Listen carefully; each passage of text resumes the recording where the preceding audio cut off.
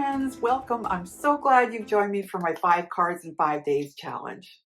Over the next few days, you're going to surprise yourself with how much you can create in a short period of time. By the end, you'll have a handful of cards you can actually use, share, or even sell. Today, we're kicking things off with thumbnail sketches.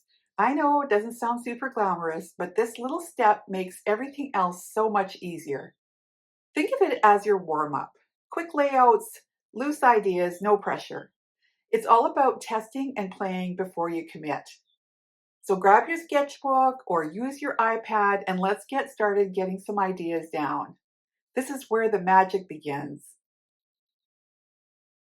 I started out in Procreate by making these light blue rectangles that were the perfect proportion to 5x7. So I originally created a 5x7 document, filled it with the blue, and then changed the canvas size to 8x12 and then repeated my little squares here. Generally, I just do a little quick outline, but I thought this would be just a slightly better way for me to show this to you on video. So at the beginning here, what you're seeing is just a bunch of experiments with creating the type. So you can see how quick and rough these are. I've just quickly given myself some guidelines and I'm following along the guidelines to create my type. And then I'm super quickly adding little bits and pieces of artwork.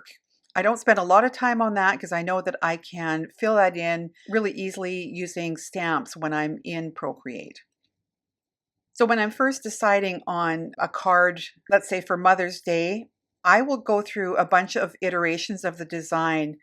I may only be producing 1 or 2 of these, but very quickly I can see from the 8 or 10 that I create, I can see which ones are my favorites, which ones I really want to work with, and which ones appeal to me as being the nicest designs. On this one, I was experimenting with using a text frame. We're going to be talking a little bit more about that tomorrow.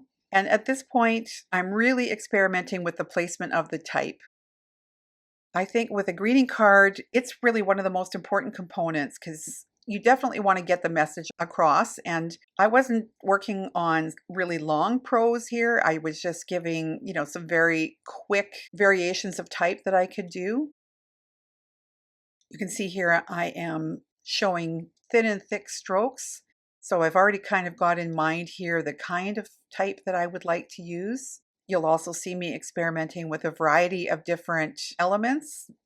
I think Mother's Day is perfectly suited for doing things like florals. So here I'm showing a bouquet of flowers. If you've done either of my bouquet classes, I've got one in Procreate and one in Affinity Designer.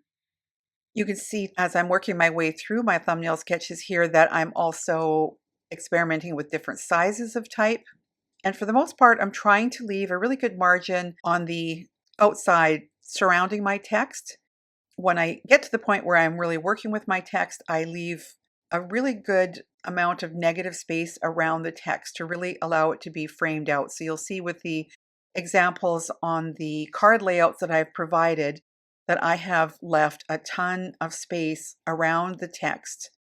In this case, you can see that I was using reflection to quickly create both sides of the card. The word mom is perfect for that because you can reflect and the word is the same. This whole exercise of doing thumbnail sketches is all about exploring, trying new ideas, thinking about some of the components of your design, what graphics you're going to want to produce. I usually go through and do 8 or 10 of them. And then I go through and I really refine them. So you'll see after I get these completed, you'll see me going through and actually cleanly redrawing each of these. What I do is I reduce the opacity of the original and then I redraw to really tighten up my sketches. I like these sketches to be really tight at the end. So originally they are quite loose. But usually I decide on 1 or 2 that I really want to use, and then I go through and I really refine them to be sure that I have a good finished sketch. This finished sketch I can then take and put into the 5x7 document that I'm going to be actually using to complete the artwork.